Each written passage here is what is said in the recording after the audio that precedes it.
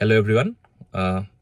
আজি মুখ্যমন্ত্ৰী ডাঙৰীয়াই নিজৰ ফেচবুক লাইভৰ জৰিয়তে যিটো এপইণ্টমেণ্টৰ ডেট আৰু বাকী ADAR final result, GT-PGT merit list, DMEৰ ৰিজাল্ট, LP UPৰ যিখন মেৰিট লিষ্ট তাৰ বিষয়ে সবিশেষ জনাইছে। মানে বিভিন্ন কথা জনাইছে তাত, নিযুত মইনা আঁচনিয়ে হওক আৰু বাকী অৰুণোদয়ে হওক, এইবিলাক মানে বহুত বিষয়ে তেওঁ অৱগত কৰাইছে।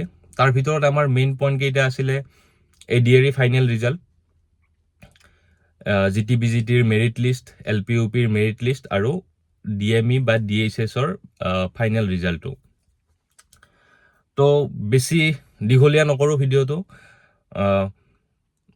মানে জনাওঁ আপোনালোকক ADAR ফাইনেল ৰিজাল্ট যিটো দিব 10 অক্টোবৰ, এইটো তেখেতে জনাইছে। 10 অক্টোবৰত আগতে এপইণ্টমেণ্টৰ ডেট আছিলে, কিন্তু এতিয়া ADAR ফাইনেল ৰিজাল্ট দিব 10 অক্টোবৰ তাৰিখে।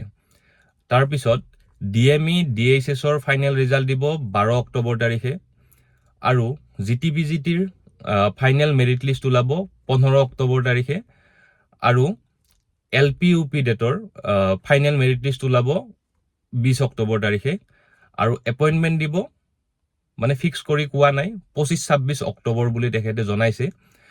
তো আমাৰ মনত বহুতো প্ৰশ্ন আছিলে যে 10 অক্টোবৰত দিবনে নাই এপইণ্টমেণ্ট। তো এতিয়া একদম স্পষ্ট হৈ গৈছে যে 10 অক্টোবৰতো এপইণ্টমেণ্ট নাহে। বিভিন্ন জল্পনা কল্পনা সকলোৱে কৰি আছিলে, ভাবি চিন্তি আছিলে। তো মুখ্যমন্ত্ৰী ডাঙৰীয়াই নিজে ফেচবুকৰ লাইভৰ জৰিয়তে কথাখিনি জনালে। এইখিনি আছিল আৰু একদম ফ্ৰেছ আপডেট হয় এইখিনিয়ে। ধন্যবাদ।